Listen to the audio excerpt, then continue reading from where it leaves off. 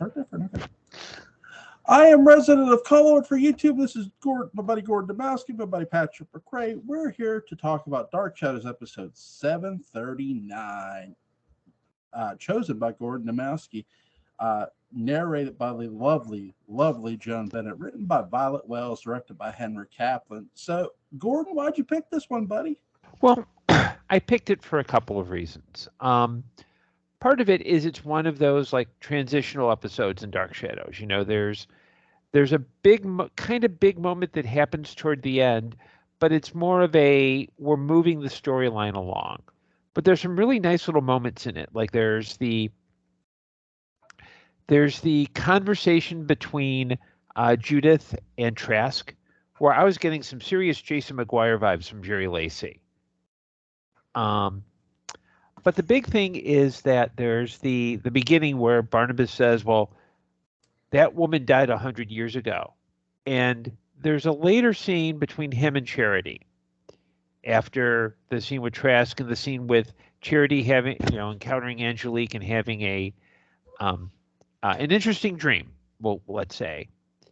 But I think that moment is the moment at the end where Barnabas finds the picture of Laura Stockbridge and talks about how he saw her as a boy, and that she was Jeremiah Collins' first wife.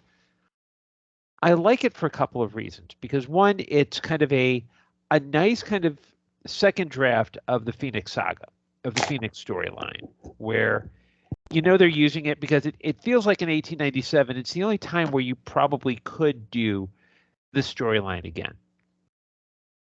But I also like it because it seems to suggest that there's a whole arc of Dark Shadows episodes that happened that we haven't seen. Like it's one of the things I like about Dark Shadows is that it always suggests canon, but it never feels. If you did that scene now, it would be seen as pandering and fan service, and it's the obvious, it's like, hey, look at this. You remember the Phoenix saga? Well, here it is. In this context, it really feels like it's creating different lore, but makes the Phoenix storyline an integral part of the Collins family story rather than just an arc in the overall series, if that makes sense. It really completes it in a way. I mean, this is this other weird companion to the Dark Shadows story. And I think the fact that what 2 or 3 years have gone by since that storyline happened, right. And I think that helps a lot to mitigate that sense of fan service, and that they don't have to do this, but they're doing it because it makes such a great story, mm-hmm. and such a great story moment, and the cool thing about it is that it really fleshes out Barnabas's story a little bit, and his relationship with Jeremiah, and it kind of puts some dates on some things, so we know that Jeremiah's about 10 years older than Barnabas, and it makes the victimization of Jeremiah by Angelique all the more painful, when she, because here's Jeremiah, he had this great wife and she burst into flames and so on and so forth. I don't know I guess she was hoping to have a kid with Jeremiah, and then that kid would have been consumed, and, she was taken up earlier, I think, beamed up to the ship. Her time ran out or whatever. But you get this idea of Barnabas as always having a thing for blondes. These two magical women, first his aunt, and then Angelique, very similar in a lot of ways, but not. And I like that. I think that's really something interesting. And that he clearly has some missing thing in him that is completed by the presence of Angelique. And I've given a lot of thought to the idea of Barnabas having this missing element. What is he trying to solve? What is he trying to fix by including these women in his life so ardently? And then just the idea, the added pain that he experiences and he knows, because here's Jeremiah, who is 10, 15 years, maybe more later. I still like to think of Barnabas as being in his mid-40s, Jonathan Frid's age, because of the crow's feet and the fact that he looks 1960s, mid-40s, which is pretty old. Especially in this episode, man, you see it. You really see the age around Jonathan Frid's eyes, and it's wonderful. So that means, this was 34 years ago, chronologically, for Barnabas, in my opinion, that he's carrying this around. 44 years ago, I guess, something like that for Jeremiah. I don't know. I'm not a mathematician, but a long time. And I think that's just so revealing. And poor Jeremiah, that he didn't remarry, that he's clearly a ladies' man, but he did not get near this again until he falls in love with Josette. And that, just for the whole family, maybe is the reason why they gave it a little bit more of a hall pass. I mean, not that they were really wildly supportive of this romance, but I think they probably would have condemned it much more if they hadn't all known that, oh God, he was just a time bomb waiting to go off. And at least he has someone. Ow. It's so, there's so many little pains that I think are in the back of Barnabas's mind with this, that are all rolling around. And if you stop and think about the series and give the series a second to really work, are effective with the viewers as well. What Dark Shadows does really, really greatly here, not just with the writers, but with Jonathan telling the story of Laura and Jeremiah, is Gordon's right. It's something that happens that we don't see, but it's also something that we're hearing that we can also visualize as well. And as viewers, when you can visualize it as you're being told it makes it make sense, because as he was telling this story, when I first heard him say this, like when they first did this, when I first watched this, I kept thinking about one specific moment in 1795. And that was Jeremiah's refusal to marry Millicent. I'm thinking, okay, he just didn't want to marry his cousin. But then, no, wait a second. Now him not wanting to really marry Millicent made all the more sense. It's like, he doesn't want to get married again. Would you want to marry Millicent? Sure. It's Millicent. You have I have a high tolerance for very, very unusual women. And Jewel, you have far exceeded. Even I would not marry Millicent. I'd have to. The only way I would marry Millicent is after a couple of bottles of tequila and a head injury. I don't know if it would take a couple of bottles. A shot or two. But I like what they're doing here with not just Laura, but with Jeremiah as well, because they're including not just one character, but two characters.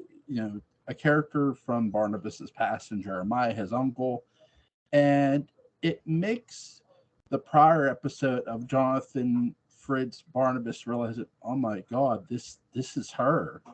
That woman's been dead for over 100 years. And then when you hear the story of it in this episode, it's something that when Jonathan Frid tells you a story, because I also remember going to his website and just listening to him tell a story, you visualize it so easily. Jonathan Frid was a great storyteller.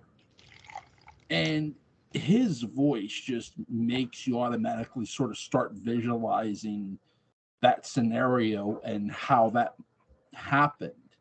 And it's so good that he does this with Charity, because again, Charity is somebody who he bit, who's under his control.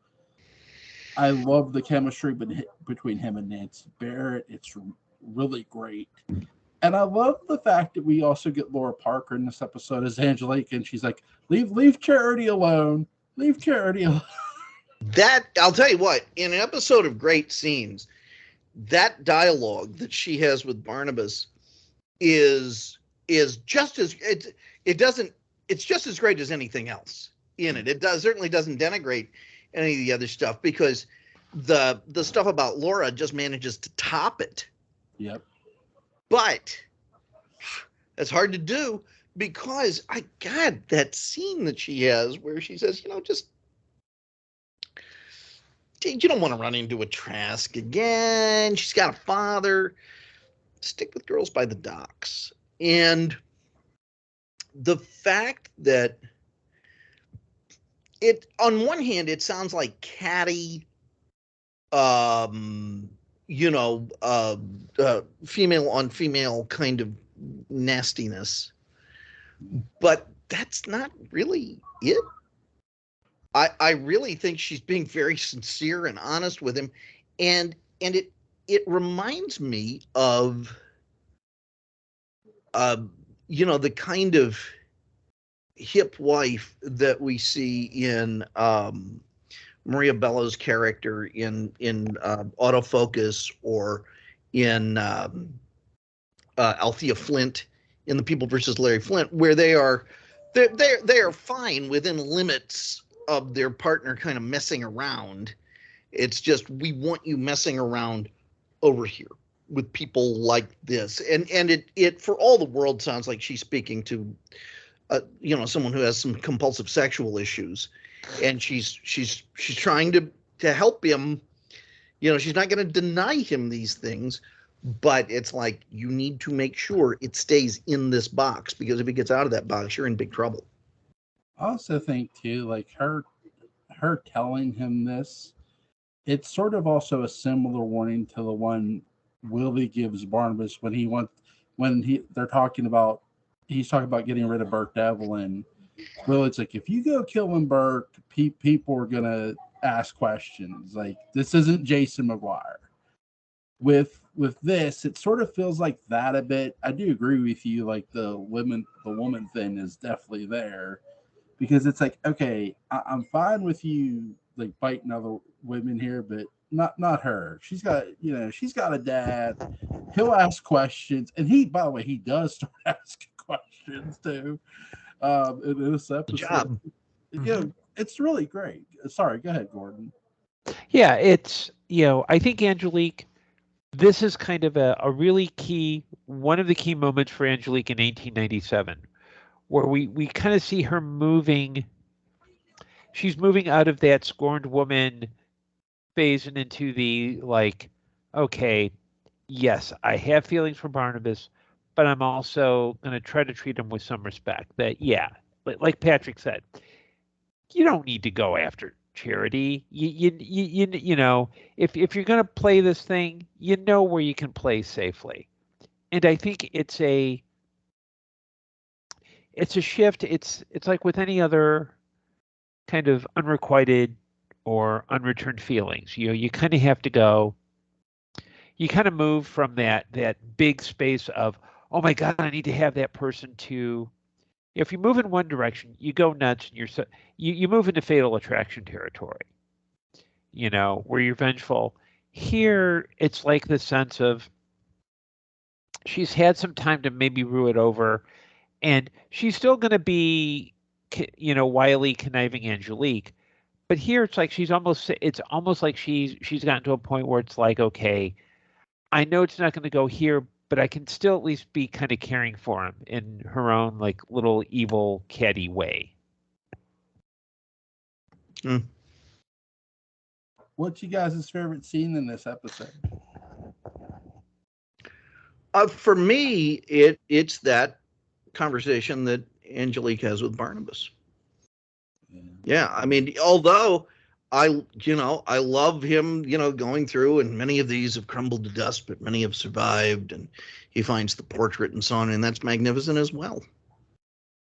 Yeah, I kind of, my favorite is the one between Trask and Judith, because even though the one at the end to me has great significance for the story, that one I like the vibe where you kind of get the sense that even though Judith is like, oh hey, I've got the money, I want to do this, you kind of see where Trask maybe was like glad that, like, yeah, he kind of planted the little seeds in them, and that it feels a lot less like, if 1795 Trask is all, burn the witch, and his son Lamar is all like, oh, the Collins family is just all, we got to get after them because they stole Roxanne. Gregory is like, yeah, maybe instead of being, yeah, I know it's out of order, but maybe Gregory's more like, rather than try to defeat them through sheer force because my father and grandfather got, are missing. Oh, and I like how Angelique compliments Barnabas and how he handled the original Trask. Gregory Trask is a little bit more like, yeah, I'm going to be conniving. I'm not going to, there's no reason for me to be, I don't need to be their friend, but I don't need to be their enemy either. I can get more out of them by being a little manipulated. That's why I said that scene has very much Jason McGuire vibes, except Jason McGuire is a lot more arrogant and kind of aggressive when it comes to getting where he wants. Whereas Trask is, you see him smiling like, yeah, I know, I'm going to get me some money. If I'm lucky, I can get me a wife that doesn't look like Clarice Blackburn. Would you say he's more like the way modern televangelists sort of are? No, I think modern televangelists are a lot more exploitive of the general public, where they're much more willing to. I think Trask is a little bit sneakier. He's more and I mean, we know that he's not the greatest person because of the way. I mean, Rachel Drummond left the school.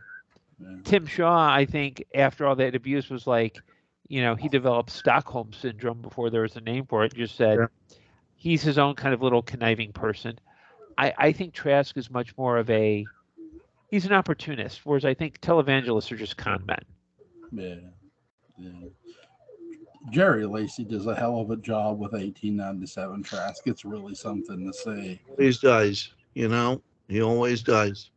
Yeah, I actually like, even though we don't get him a bunch in the movie House of Dark Shadows, I loved his Trask in the movie House of Dark Shadows. I wish we had got a lot more of that.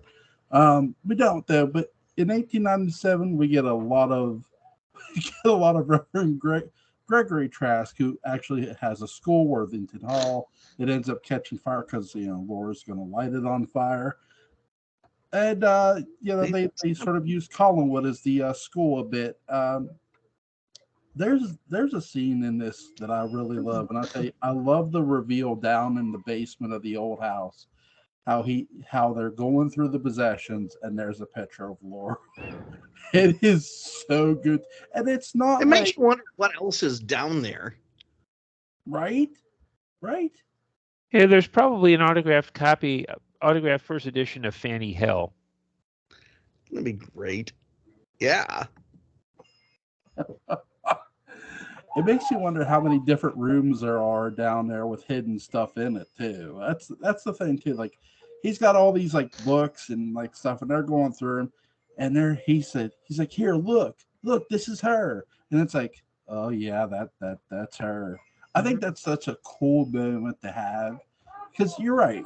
I agree with you. It makes you wonder what the hell else is down in the old house. It really does. Go ahead, guys. I'm sorry. And about to say, I kind of like the moment where he and Charity are talking, and it's like, yeah, I'm engaged to Angelique. Charity, you're engaged to Tim Shaw, but we got this special thing. And there's part of me that and I know it's wrong, but I've always wanted to try that with, say, a female friend that I'm close to. It's like, yeah, I know you have someone in your life, but I think you and I have a special thing. I Godspeed, John Glenn. Let me know how that works out. It may work out brilliantly. I don't know. Godspeed, Gord. Godspeed. Works out great for you, buddy. You only live once. You're right. That's it.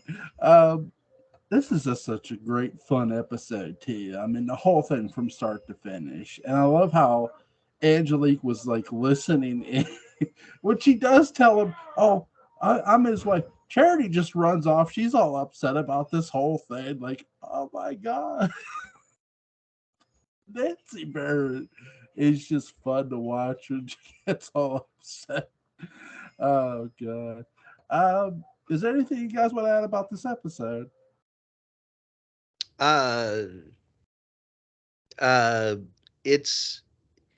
It is an example of a Dark Shadows episode that doesn't have action in it. I mean, there is a vampire attack, sort of the aftermath of it.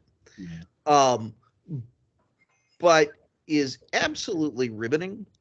It's mature. It's both a bunch of little payoffs, and it's setting up stuff to come. Dark Shadows exists to refute people who have stereotypes about Dark Shadows, and this checks all of the boxes. It's never boring. It reveals cool new stuff about characters that have had hundreds of pages written about them. It makes the mythos richer. It really brings along the character of Angelique, I think, in a new way. And there are some really good Batman and Robin shots of Barnabas and Angelique, kind of side by side in the drawing room door and all of that, kind of just waiting to move in on a situation. I really liked that a lot. Yeah, there it is. Really, Gordon. Yeah, I think this is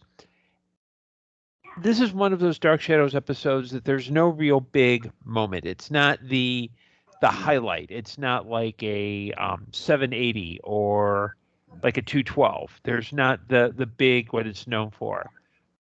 But as a maintenance episode, it works because it does keep things going. You do get payoffs, and it never feels like you're just watching stuff. It's not, you're just watching people talk. There's actual movement and drama within the episode. Yeah, it's really a fun episode. It's a good choice. Yeah, great choice by Gordon. Hey, Patrick, I know you're ready for Bad Santa tomorrow night, and so is Gordon. Have you seen Bad Santa 2? I have not seen Bad Santa 2. I saw that it exists. What is it? Who's in it? Okay, well, Billy Bob Thornton actually returns for the role. 3 of the original cast are in the movie because Santa's Little Helper guy is back. Billy Bob Thornton's character's mother is a thief, and she's the one who lines them up a job in Chicago to steal from I want to say a help shelter or something, like a homeless shelter almost. So that's the sort of the plot. It has it. I won't spoil the whole movie for you, but it's pretty good. It's okay. It's worth a check out, though. I'll have to check it out. Yeah, now Bad Santa's tomorrow night, right? Yeah, Bad Santa's tomorrow night at 10 p.m. Is that okay? I think that's perfectly swell. Okay. Yep, that'll work for me. So links to the Dark Shadows Daybook About is going to be in the description box. Link to Gordon Dymowski's Amazon page is going to be in the description box. Great episode choice, Gordon. And we'll get Patrick's episode choice tomorrow night. So see you guys tomorrow night for Bad Santa. Good night, all. Night. All right.